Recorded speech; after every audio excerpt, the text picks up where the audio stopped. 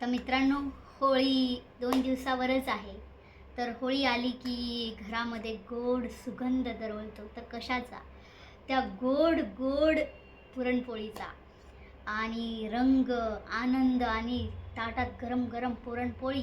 तर आपली ही महाराष्ट्राची परंपरा. आपण परंपरा तर जपायलाच हवी, पण त्याबरोबर आपण आपल्या आरोग्याकडे पण लक्ष ठेवलं पाहिजे.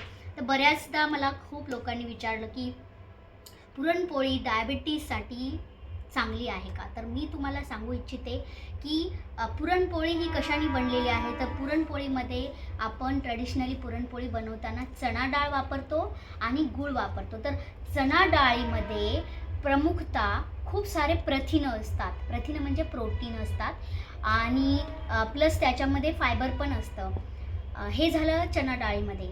आणि जेव्हा आपण गूळ वापरतो, गुळामध्ये जवळजवळ 80 ते 90% साखरच असते. तर जेव्हा आपण हे पुरणपोळी बनवताना आपण दोन्ही हे एकत्र करतो आणि आपण जर पुरणपोळी बनवताना मैदा वापरला असेल तर त्या मैद्याचं सुद्धा शरीरामध्ये साखरच बनते. तर ओव्हरऑल तुम्ही पुरणपोळी जरी खाल्ली तरी डायबेटीस पेशंटमध्ये ते रक्तामध्ये साखर वाढणारच आहे. तर मग प्रश्न असा पडतो की आपण ती साखर कशी कमी करू शकतो. तर आपण कशी कमी करू शकतो? एक तर तुम्ही गूळ कमी वापरू शकता, कारण गूळ म्हणजे साखरेपेक्षा चांगलं सोल्युशन आहे असं नव्हे.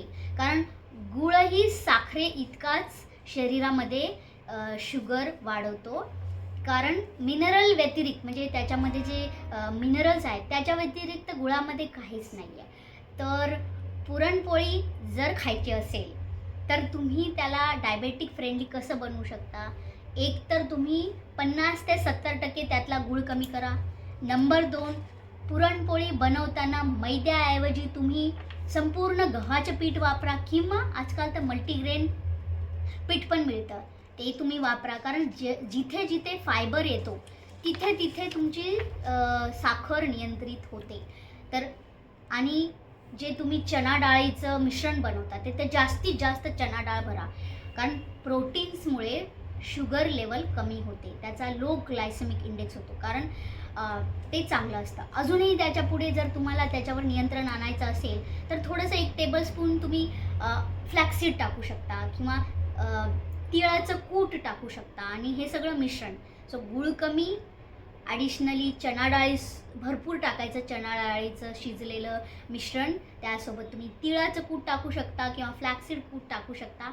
मित्रांनो, परंपरा तर जपलीच पाहिजे, पण ह्यासोबत आपण आपल्या आरोग्यालाही जपले पाहिजे. धन्यवाद.